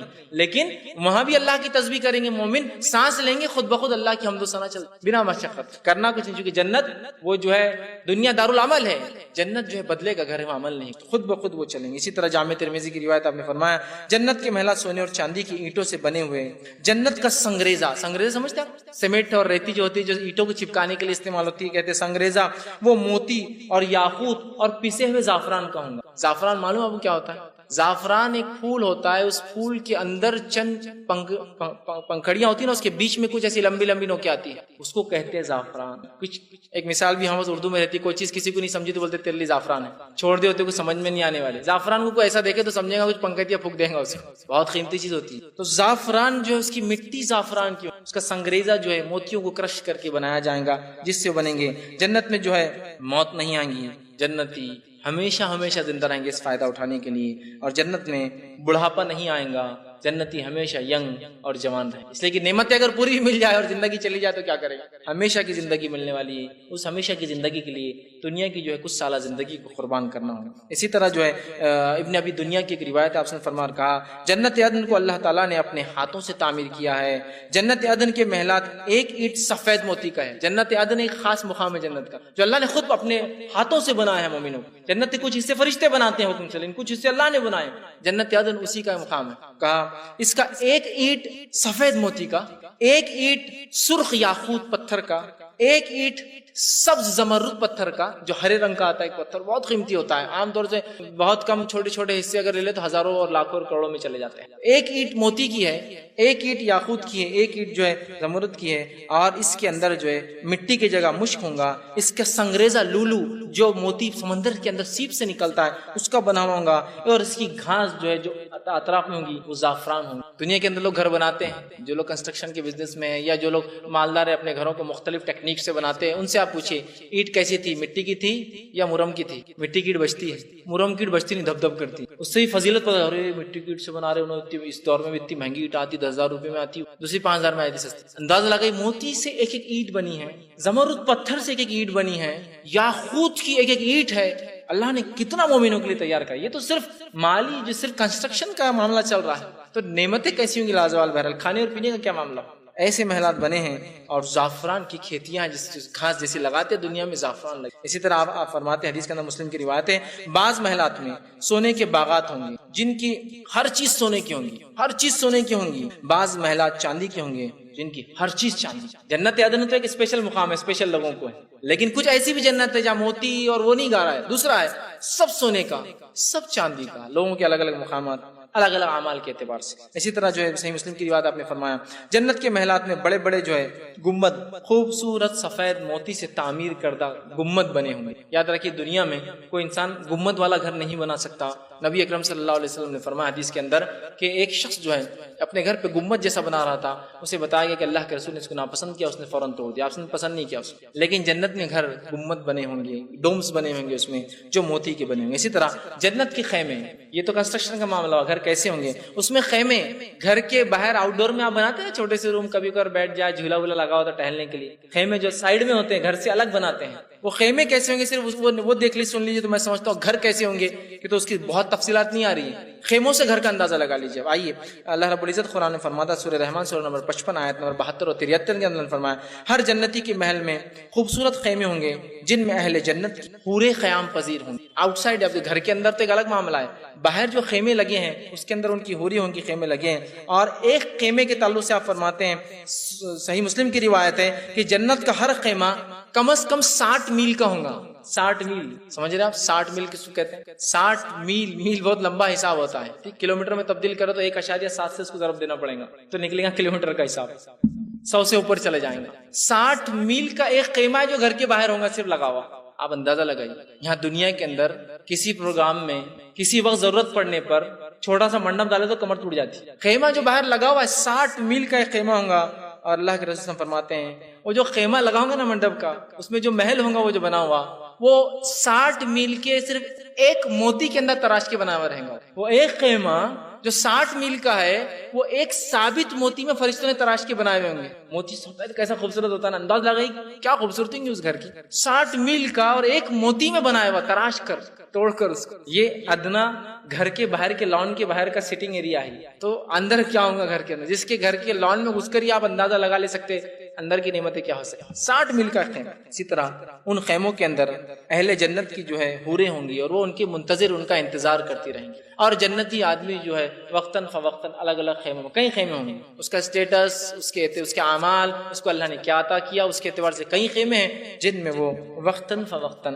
آتا اور جاتا رہیں گا. اسی طرح جنت کے بازار، جنت کے اندر اللہ کے رسول صلی اللہ علیہ وسلم فرماتے ہیں، جو ہے یہ روایت جو ہے صحیح مسلم کی، آپ نے فرمایا جنت میں بازار ہوں گے مومنوں کے اور وہ جمعہ کے دن لگیں گے. صرف کس دن لگیں گے؟ جمعہ بازار، جمعہ کے دنوں بازار لگیں گے. لیکن اور جنت ان بازاروں میں جائیں گے، خرید و فروخت کریں گے، لیکن ان بازاروں میں عورتیں نہیں جائیں گی. اندر جنت کے بازار میں بھی عورت نہیں نکلیں گی، وہ گھر میں ہی رہیں گے. اور جنتی جب مرد جنت کے بازاروں میں جائیں گے، بازار میں جائیں گے تو ہوا چلیں گی. آپ فرماتے ہیں جب ہوا چلیں گی تو ہوا کے اندر مشک اور زعفران اڑ کر آئیں گی اور آ کر ان کے چہروں پر اور کپڑوں پہ لگ جائیں گی، جس سے ان کی خوبصورتی اور بڑھ جائیں گی اور اسمارٹ ہو جائیں گے اور ہینڈسم ہو جائیں گے. جب وہ گھر واپس آئیں گے تو ایک ہوا یہاں بھی بیویوں پہ چل پڑی ہوں گی، وہ بھی خوبصورت ہو جائیں گی. جب واپس آئیں گی تو بیویاں کہیں گی آپ تو بڑے حسین اور جمیل ہو گئے. تو شوہر کہیں گا پھر تم بھی کہاں بچی، تم بھی تو بڑے حسین اور جمیل ہوگی ہمارے جانے کے بعد. دنیا کے بازار میں گئے تو کالی پیلی ہو کے آنا پڑتا ہے، کچرا، دھول، مٹی، دھواں ہے نا، آ کے آپ کو کہیں کریم مل کے بیٹھے رہنا پڑتا کہ یہ سب نکلنا ہے. جنت کے بازار میں ایک ہوا چلیں گی جس کی دھول زعفران اڑ کے آ کے لگیں گی، خوبصورتی میں اضافہ کر دیں گی. اس سے ایک بات یہ بھی پتہ چلتی ہے کہ بازاروں میں جانا ویسے اچھی بات نہیں ہے، اس لیے کہ عورتیں جنت کے بازار میں بھی نہیں آئیں گی. حدیث میں واضح الفاظ ہے کہ صرف مرد جائیں گے اور عورتیں گھر میں ہوں گی. یہ بھی خوبصورت ہو جائیں گے بازار جا کے آنے سے اور وہ اور خوبصورت ہو جائیں گے اور دونوں ایک دوسرے کو کہیں گے کہ تم تو بڑے حسین جمیل ہو گے، وہ کہیں گے تم بھی تو بڑے حسین جمیل. ٹھیک. اسی طرح جو ہے جنت کے درخت کے تعلق سے آتا ہے، اللہ رب العزت نے قرآن جو فرمایا کہ جنت کے اندر جو ہے، جیسا کہ سورہ رحمان آپ پڑھ لے، بہت سارے درختوں کے اس میں الفاظ ہیں جس کے اندر خاص طور سے جو ہے پھل درختوں کے اندر جو ہے کھجور، انار، انگور، اسی طرح کیلے اور بیری کا تذکرہ ہے. انار، انگور اور جو بیر ہوتا ہے آپ کا بیر، اور اس طرح کیلا، یہ جو ہے جنت کے پھلوں میں سے. اور بھی پھل کے تذکرے ہیں لیکن یہ چند پھل میں آپ کے سامنے رکھ رہا ہوں. تو جنت کے درختوں کو جو ہے اس کا ایسا معاملہ ہوگا کہ یہ کانٹوں کے بغیر ہوں گے. ٹھیک. اسی طرح جو ہے کیلا اور بیری بھی جنت کا درخت ہے اور جنت کے درختوں کے سائے بہت طویل ہوں گے. سورہ واقعہ سورہ نمبر 56 آیت نمبر 27 سے لے کر 32 میں اللہ نے اس کی تفصیلات بیان کی. بہت لمبے لمبے سائے ہوں گے. کتنے لمبے سائے ہوں گے؟ حدیث کے اندر آتا ہے، آپ صلی اللہ علیہ وسلم فرماتے ہیں، بخاری کی روایت ہے، جنت کے ایک درخت کا سایہ اتنا طویل ہوگا کہ ایک گھڑ سوار 100 برس تک بھاگتا رہے گا تو ایک جھاڑ کے سائے سے نکل نہیں پائے گا. 100 ایئرس تک بھاگتا رہے گا، گھوڑا چلاتا رہے گا کنٹینیو، تو ایک جھاڑ کے شیڈ سے باہر نہیں نکلیں گا. اتنے بڑے بڑے اور بہترین درخت جنت میں جو ہے لگے ہوئے ہوں گے. یاد رکھیے ان درخت کی اہمیت تو بہرحال کاشتکار جانتے کیا ہوتی، کتنی محنت کرنا ہوتی، تو بھی درخت کتنے بڑھتے اور کتنے دن جیتے. 100 سال تک گھوڑا دوڑے، جو درخت ختم نہ ہو تو کیا حال ہوگا درخت کا، کیا حال ہوگا اس کے پھلوں کا، اندازہ لگائیے. اسی طرح جو ہے جنت کے درختوں کے بارے میں آتا ہے کہ جنت کے تمام درختوں کے تنے سونے کے ہوں گے. جامع ترمذی کی روایت ہے ان کے تنے سونے کے ہوں گے. اندازہ لگائیے کتنے قیمتی جھاڑ ہے. اسی طرح جو ہے جنت میں جو ہے کچھ تسبیحات آپ صلی اللہ علیہ وسلم بتائی، جس میں سے ایک تسبیح ہے، ذکر یہ ہے جس کے کرنے سے آپ نے فرمایا کہ جنت میں درخت لگ جاتے اگر مومن اس کو ذکر کرے. یہ روایت ابن ماجہ کی ہے. آپ صلی اللہ علیہ وسلم نے فرمایا جو شخص اس کلمے کو پڑھے تو ہر کلمے کے جملے کے بدلے ایک ایک درخت لگ جاتا ہے. سبحان اللہ، پھر فرمایا والحمد للہ ولا الہ الا اللہ واللہ اکبر. ایک کلمہ ہے، 4 جملے ہیں، چاروں جملے آپ نے فرمایا ایک جملے پہ جنت میں ایک درخت لگ جاتا ہے. سبحان اللہ والحمد للہ ولا الہ الا اللہ واللہ اکبر. یہ درخت جو انسان یہ پڑھیں گا، آپ نے فرمایا اس کے جو ہے ہر جملے پر ایک درخت اس کے اوپر جو ہے لگ جائیں گا. اسی طرح آپ نے ایک روایت میں فرمایا کہ یہ جو ہے روایت جامع ترمذی کی ہے کہ جنت میں ایک کلمہ ہے جو انسان دنیا میں پڑھے گا تو جنت میں ایک کھجور کا درخت اس کے لیے لگا دیا جائے گا. اور آپ نے فرمایا سبحان اللہ العظیم وبحمدہ. جو شخص یہ پڑھے گا جنت میں اس کے لیے کیا کر دیا جائے گا؟ ایک جھاڑ لگا دیا جائے گا. سبحان اللہ العظیم وبحمدہ. جو شخص اس کو پڑھے گا جنت میں اس کے لیے ایک جھاڑ لگا دیا جائے گا. الحمدللہ میں نے 10 جھاڑ اب تک لگا دیے اپنے خود کے. اب آپ اپنے اپنے جھاڑ لگاتے رہیے. ٹھیک، 10 جھاڑ تو ہو گئے، ظاہر سی بات ہے. آپ نے فرمایا لگے تو لگ گئے، وہ جھاڑ ہو گئے.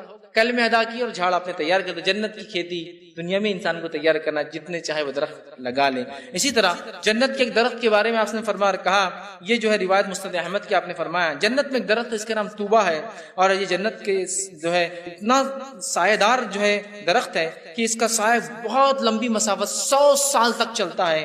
دوسری کی روایت میں آپ نے فرمایا کہا طوبہ درخت کے پھلوں کے خوشوں سے اہل جنت کے کپڑے تیار ہوں گے۔ وہ جھاڑ، اس کو جو پھل لگتا ہے، اس پھل کو فرشتے نکال کے اس سے ایک کلوتھ، ایک کپڑا بنائیں گے جس سے جنتیوں کے کپڑے سلے جائیں گے۔ دنیا میں بھی الگ الگ کپڑے ہوتے ہیں نا، جوٹ ہوتا ہے جو جھاڑ پر لگتا ہے، سلک ہوتا ہے جو کیڑے پیدا کرتے ہیں نا، الگ الگ ہوتا ہے، کاٹن ہوتا ہے جو جھاڑ پہ لگتا ہے، تو اس سے کپڑوں کی حیثیت پتہ چلتی ہے۔ یہ ایک جھاڑ ہوگا طوبہ جس سے جنتیوں کے جو ہے کپڑے جو کہیں گے۔ زیتون کے تعلق سے زیتون بھی جو جنت جو ہے، جنت کا جو ایک درخت ہے۔ اسی طرح جو ہے جنت کے پھل، جنت کے پھلوں کے تعلق سے تذکرہ آتا ہے جو حدیث کے اندر ملتا ہے اور قرآن کی جو بہرحال آیتوں میں بھی یہ ملتا ہے، جس میں سے سورہ واقعہ سورہ نمبر 56 اور آیت نمبر 27 سے 33 میں اللہ نے فرمایا جنت کے پھل اہل جنت کے لیے وافر مقدار میں ہوں گے، کبھی کم نہیں ہوں گے، وافر مقدار میں جتنا چاہا۔ اب پھلوں کا تو یہ معاملہ ہے کہ انسان بیمار ہو تو ہی کھانے کو ملتے ہیں، قیمت کے اعتبار سے وافر مقدار میں ہوں گے۔ جنت میں ہر موسم میں ہر پھل ملے گا، انتظار بھی نہیں کرنا ہے۔ ابھی تو میرے پاس پیسہ ہے جیب میں لیکن پھل نہیں ملتا ہے، کیا کریں گے؟ ہر موسم ملے گا۔ جنت کے پھل جو ہے حاصل کرنے کے لیے اجازت نہیں لینی پڑے گی کس کو کہ مجھے چاہیے۔ دنیا میں کوئی پھل دیکھے ہوئے تو خالی دیکھتے گزر جانا پڑتا ہے آپ کو، کہ تو بغیر اجازت کے کھا نہیں سکتے آپ، اجازت نہیں لینی پڑے گی۔ جنت کے پھلوں کا ذخیرہ کبھی ختم نہیں ہوگا۔ جنت کے پھل جو ہے گلنے سڑنے سے محفوظ رہیں گے، اور کیلا بھی جو ہے اور بیری یہ جنت کے پھلوں میں نہ سڑ رہے ہیں نہ موسم کی ضرورت ہے، جتنا چاہو کھاؤ، اجازت کی ضرورت نہیں ہے۔ اس سے بڑی کیا بات ہوتی ہے؟ بہت سے لوگ اپنی زندگی کے واقعے سناتے ہیں کہ ہم چھوٹے تھے، کھیت میں جا کے توڑ کے لاتے تھے، یہ پکڑ کے مارتا تھا، وہ پکڑ کے کرتا تھا، انہوں نے ایسا کیا۔ بہت مشکل ہے، جنت میں کوئی مارے گا نہیں، کوئی اجازت نہیں، جس کے چاہے جتنا چاہے لے لے آپ، کوئی مسئلہ نہیں۔ اسی طرح آپ فرماتے ہیں جنت کے تعلق سے، جنت کی کھجور جو ہے اس کے تعلق سے آپ صلی اللہ علیہ وسلم فرماتے ہیں اور کہتے ہیں یہ مٹکے کے برابر بڑی ہوں گی، دودھ سے زیادہ سفید ہوں گی، اور شہد سے زیادہ میٹھی۔ اور آگے فرمایا مکھن سے زیادہ نرم ہوں گی۔ مکھن ہوتا ہے نا، بٹر کتنا نرم ہوتا ہے، اس سے زیادہ نرم ہوں گی۔ یہ کھجور کا تذکرہ ہے۔ اسی طرح آپ نے فرمایا جنت کے پھل، صحیح مسلم کی روایت ہے کہ جنت کے پھل کا ایک خوشہ اتنا بڑا ہوگا کہ صحابہ کی ایک جماعت کو اگر دے دیا جائے تو آپ نے فرمایا تم اے صحابہ کی جماعت اگر اسے کھاؤ تو قیامت تک کھاتے رہو گے بھی تو ختم نہیں ہوں گے، ایک خوشہ سے۔ دوسری روایت میں فرمایا کہ جنت کا اگر ایک خوشہ دنیا میں لا دیا جائے اور ساری مخلوق بھی کھاتی رہی دنیا کی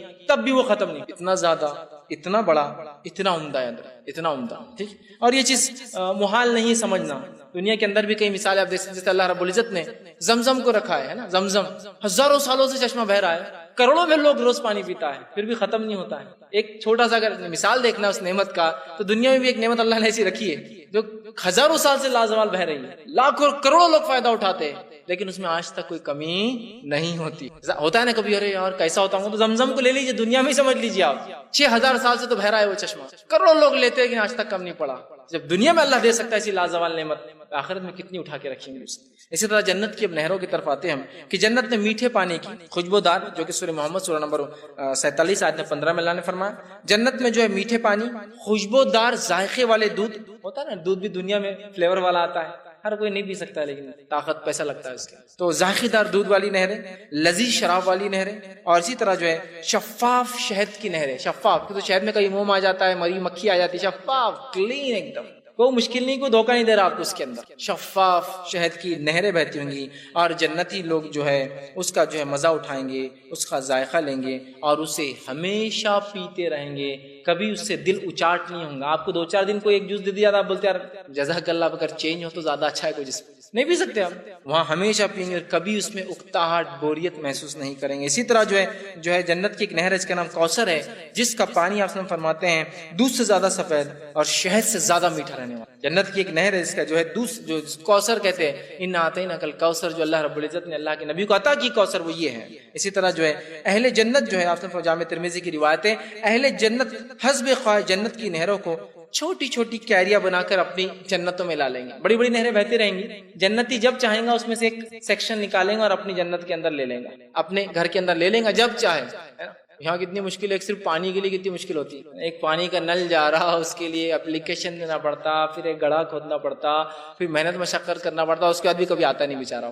وہاں نہریں بہہ رہی ہے، اتنی بہہ رہی ہے کہ دن اور رات بہہ رہی ہے، اور جنتی اپنے گھروں پر جب چاہیں گے کاٹیں گے اور چھوٹی چھوٹی نہروں کو اندر لے لیں گے، جس کو جو نہر چاہیے ہوں گی اپنے گھر میں لے جائیں گا، کوئی انہیں پوچھنے والا اور نہ نہر کم ہونے والی ہوں گی ادھر۔ اسی طرح اہل جنت کا کھانا اور پینا کیا ہوگا؟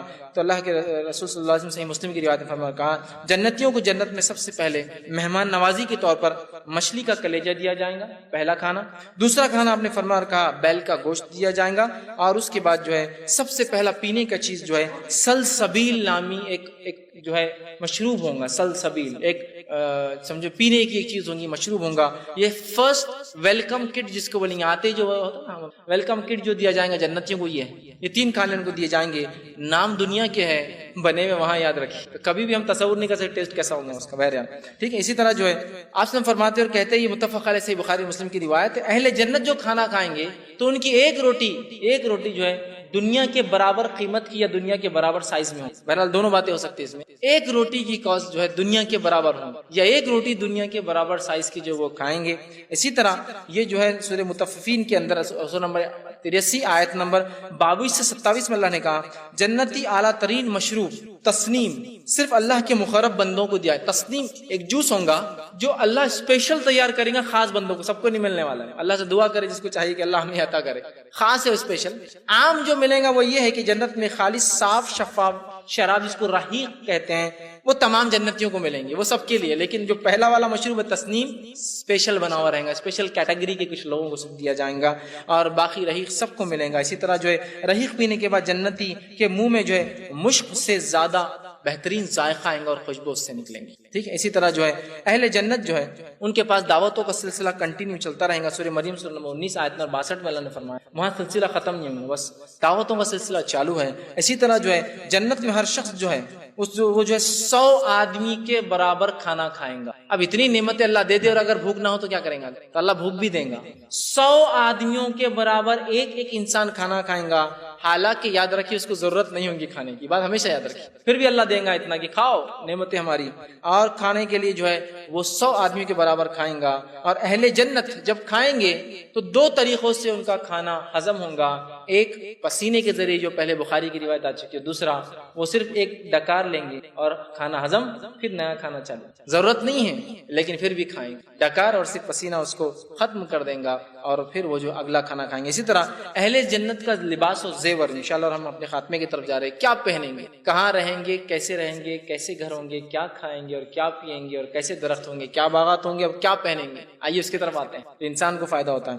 اہل جنت جو ہے آپ سے فرماتے ہیں، اور قرآن کے اندر بہت سارے، جیسے کہ سورہ کہف سورہ نمبر 18 آیت نمبر 30 اور 31 میں اللہ نے فرمایا اہل جنت باریک ریشم اور اطلس اور دیبا کا سبز لباس پہنے، اور آگے فرمایا اہل جنت کے ہاتھوں میں سونے کے